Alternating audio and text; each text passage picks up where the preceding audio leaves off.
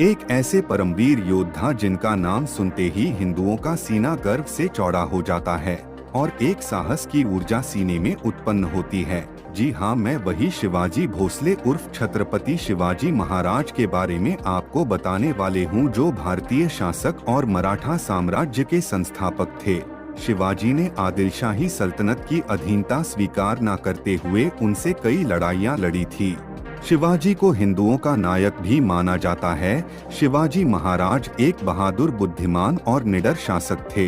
इस वीडियो में हम आपको छत्रपति शिवाजी महाराज का इतिहास बताने वाले हैं। वीडियो में शुरू से अंत तक बने रहना और एक प्यारा सा कमेंट छत्रपति शिवाजी महाराज के लिए और जय भवानी जरूर लिख देना। शिवाजी महाराज का जन्म 19 फरवरी साल 1630 में शिवनेरी दुर्ग में हुआ था। इनके पिता का नाम शाहजी भोसले और माता का नाम जीजाबाई था। शिवाजी महाराज का राज्याभिषेक 6 जून साल 1674 में हुआ और उन्हें छत्रपति का खिताब मिला। उनकी माता ने उनका नाम भगवान शिवाय के नाम पर उनका नाम शिवाजी रखा था। उनकी माता भगवान शिवाय से स्वस्थ संतान के लिए प्रार्थना किया करती थी। शिवाजी के पिता शाहजी भोसले एक मराठा सेनापति थे जो कि दक्षिण सल्तनत के लिए कार्य किया करते थे। शिवाजी के जन्म के समय दक्षिण की सत्ता 3 इस्लामिक सल्तनतों बीजापुर, अहमदनगर, गोलकुंडा में थी।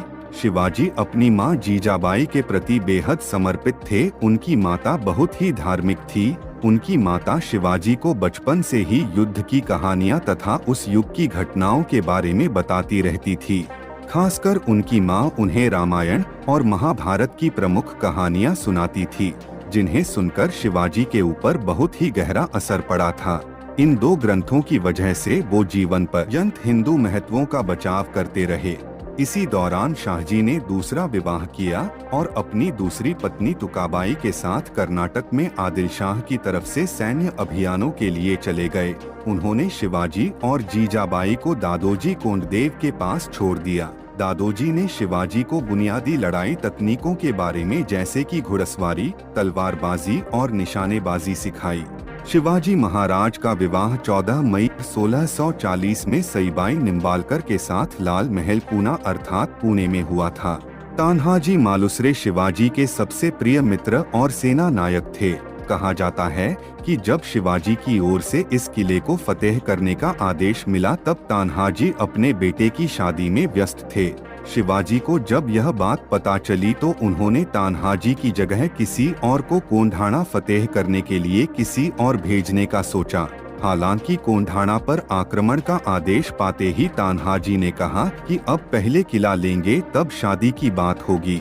तान्हाजी के न रहने पर शिवाजी ने तान्हाजी के बेटे की शादी धूमधाम से कराई और एक पिता के सारे फर्ज निभाए। यह लड़ाई तान्हाजी मालुसरे और उदयभान सिंह के साथ हुई। तान्हाजी ने अपनी आखिरी सांसों तक लड़ाई लड़ी और जीत सुनिश्चित की और इसी लड़ाई में तान्हाजी हो गई और तान्हाजी ने उदयभान को भी मार डाला। जब शिवाजी को तान्हाजी की मृत्यु का पता चला तो उन्होंने कहा, गढ़ आलापन सिंह गेला, यानी किला तो जीत लिया लेकिन अपना शेर खो दिया। वर्ष 1659 में आदिल शाह ने अपने सबसे बहादुर सेनापति अफजल खान को शिवाजी को मारने के लिए भेजा। शिवाजी और अफजल खान 10 नवंबर 1659 को प्रतापगढ़ के किले के पास एक झोपड़ी में मिले। दोनों के बीच एक शर्त रखी गई कि वह दोनों अपने साथ केवल एक ही तलवार लाएंगे। शिवाजी को अफजल खान पर भरोसा नहीं था और इसीलिए शिवाजी ने अपने कपड़ों के नीचे कवच डाला और अपनी दाईं भुजा पर बाघ नख रखा और अफजल खान से मिलने चले गए। अफजल खान ने शिवाजी के ऊपर वार किया लेकिन अपने कवच की वजह से वह बच गए और फिर शिवाजी ने अपने बाघ नख से अफजल खान पर हमला कर दिया।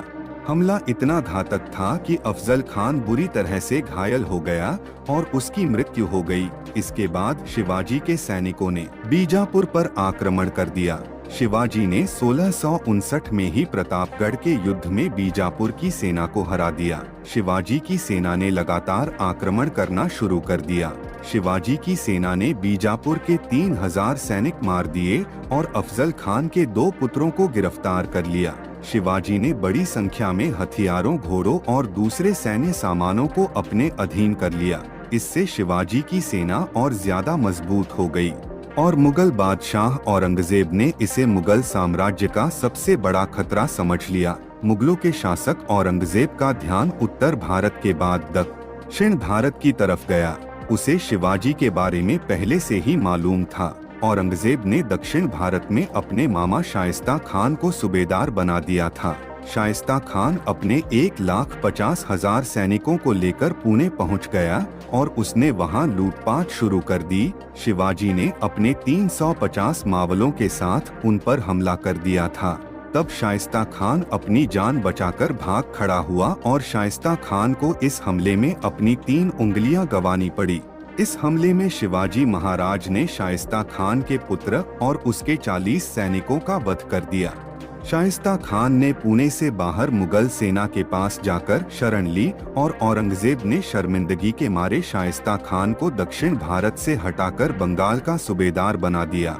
इस जीत के बाद शिवाजी की शक्ति और ज्यादा मजबूत हो गई थी। लेकिन कुछ समय बाद शाइस्ता खान ने अपने 15,000 सैनिकों के साथ मिलकर शिवाजी के कई क्षेत्रों को जलाकर तबाह कर दिया। बाद में शिवाजी ने इस तबाही का बदला लेने के लिए मुगलों के क्षेत्रों में जाकर तबाही मचाना शुरू कर दिया। सूरत उस समय हिंदुओं और मुसलमानों का हज यात्रा पर जाने का एक प्रवेश द्वार था। शिवाजी ने 4,000 सैनिकों के साथ सूरत के बड़े बड़े व्यापारियों को लूटने का आदेश दिया। लेकिन इस दौरान शिवाजी ने किसी भी आम आदमी को अपनी लूट का शिकार नहीं बनाया। शिवाजी महाराज को आगरा बुलाया गया, जहां उन्हें लगा कि उनको उचित सम्मान नहीं दिया गया है। इसके खिलाफ उन्होंने अपना रोष दरबार पर निकाला और औरंगजेब पर छल का आरोप लगाया। औरंगजेब ने शिवाजी और संभाजी को कैद कर लिया और शिवाजी पर 500 सैनिकों का पहरा लगा दिया। हालांकि उनके आग्रह करने पर उनकी स्वास्थ्य की दुआ करने वाले आगरा के संत फकीरों और मंदिरों में प्रतिदिन मिठाइयाँ और उपहार भेजने की अनुमति दे दी गई थी। कुछ दिनों तक यह सिलसिला ऐसे ही चलता रहा। एक दिन शिवाजी ने संभाजी को मिठाइयों की टोकरी में बैठाकर और खुद टोकरी उठाने वाले मजदूर बनकर वहां से भाग गए। इसके बाद शिवाजी ने खुद को और संभाजी को मुगलों से बचाने के लिए संभाजी की मौत की अफवाह फैला दी। इसके बाद संभाजी को मथुरा में एक ब्राह्मण के यहाँ छोड़कर शिवाजी महाराज बनारस चले गए। औरंगजेब ने जयसिंह पर शक करते हुए उसकी हत्या विष देकर करवा डाली। जसवंत सिंह शिवाजी के मित्र थे। जसवंत सिंह के द्वार पहल करने के बाद सन 1668 में शिवाजी ने मुगलों के साथ दूसरी बार संधि की। औरंगजेब ने शिवाजी को राजा की मान्यता दी और उनके पुत्र संभाजी को 5,000 की मनसबदारी मिली और शिवाजी को पूना, चाकन और सूपा का जिला लौटा दिया गया। लेकिन सिंहगढ़ और पुरंदर पर मुगलों का आधिपत्य बना रहा। सन 1670 में सूरत नगर को दूसरी बार शिवाजी ने लूटा। सूरत नगर से 1,32,00,000 की संपत्ति शिवाजी के हाथ लगी और लौटते वक्त शिवाजी ने एक बार फिर मुगल सेना को सूरत में हराया। सन 1674 तक शिवाजी के साम्राज्य का अच्छा खासा विस्तार हो चुका था। पश्चिमी महाराष्ट्र में स्वतंत्र हिंदू राष्ट्र की स्थापना के बाद शिवाजी ने अपना राज्याभिषेक करना चाहा, परंतु ब्राह्मणों ने उनका घोर विरोध किया क्योंकि शिवाजी क्षत्रिय नहीं थे। उन्होंने कहा कि क्षत्रियता का प्रमाण लाओ, उसके बाद ही उनका राज्याभिषेक होगा। बालाजी राव जी ने शिवाजी का संबंध मेवाड़ के सिसोदिया वंश से संबंध के प्रमाण भेजे, जिससे संतुष्ट होकर वह रायगढ़ आए और उन्होंने राज्याभिषेक किया। राज्याभिषेक के बाद भी पुणे के ब्राह्मणों ने शिवाजी को राजा मानने से इनकार कर दिया।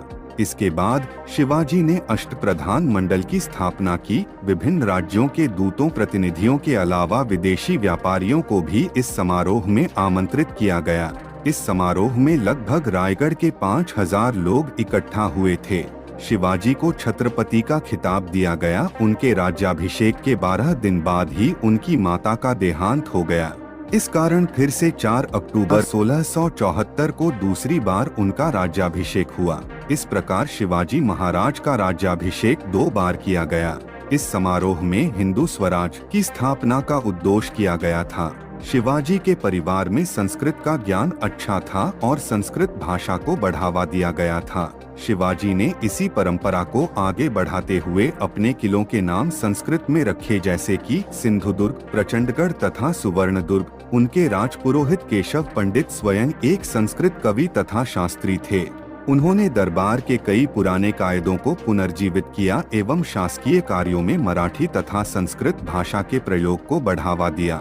शिवाजी महाराज एक कट्टर हिंदू थे। कट्टर शब्द सुनकर लोगों को लगता है कि वह दूसरों के धर्म की इज्जत नहीं करते या फिर उनका सम्मान नहीं करते। ऐसा बिल्कुल भी नहीं है। कट्टर का अर्थ होता है अपने धर्म की रक्षा करना, अपने देवी देवताओं का पूजा पाठ करना और अपने धार्मिक मार्ग से न भटकना। इसी को कट्टरता कहते हैं। वो सभी धर्मों का सम्मान करते थे। उनके राज्य में मुसलमानों को धार्मिक स्वतंत्रता थी। शिवाजी ने कई मस्जिदों के निर्माण के लिए दान भी दिए थे। हिंदू पंडितों की तरह मुसलमानों संतों और फकीरों को बराबर का सम्मान प्राप्त था। उनकी सेना में कई मुस्लिम सैनिक भी थे। शिवाजी हिंदू संस्कृति का प्रचार किया करते थे। वह अक्सर दशहरा पर अपने अभियानों का आरंभ किया करते थे।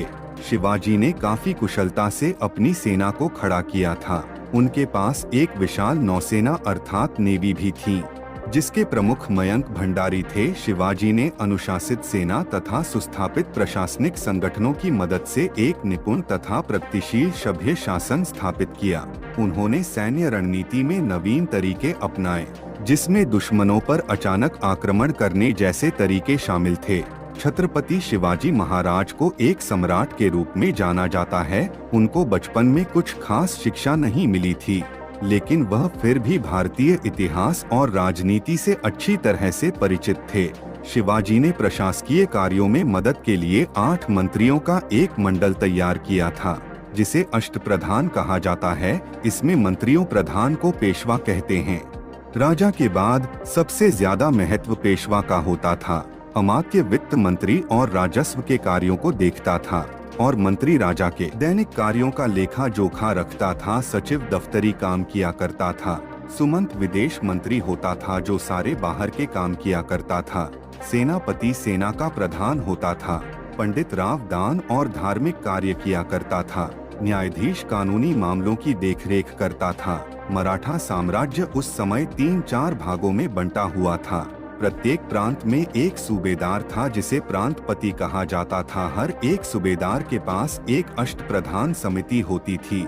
न्याय व्यवस्था प्राचीन प्रणाली पर आधारित थी। शुक्राचार्य, कौटिल्य और हिंदू धर्म शास्त्रों को आधार मानकर निर्णय किया जाता था। गांव के पटेल फौजदारी मुकदमों की जांच करते थे। राज्य की आय का साधन भूमिकर था। सरदेशमुखी से भी राजस्व वसूला जाता था।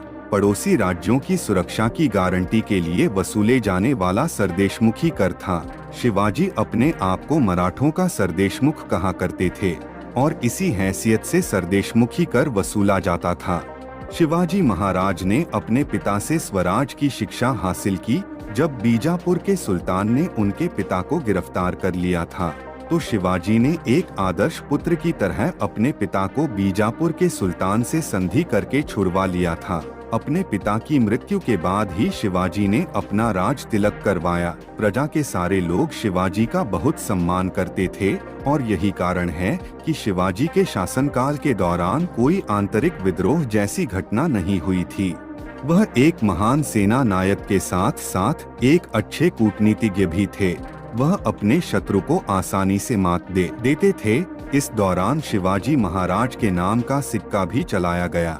एक स्वतंत्र शासक की तरह उन्होंने अपने नाम का सिक्का चलवाया, जिसे शिवराई कहा जाता था, और यह सिक्का संस्कृत भाषा में था।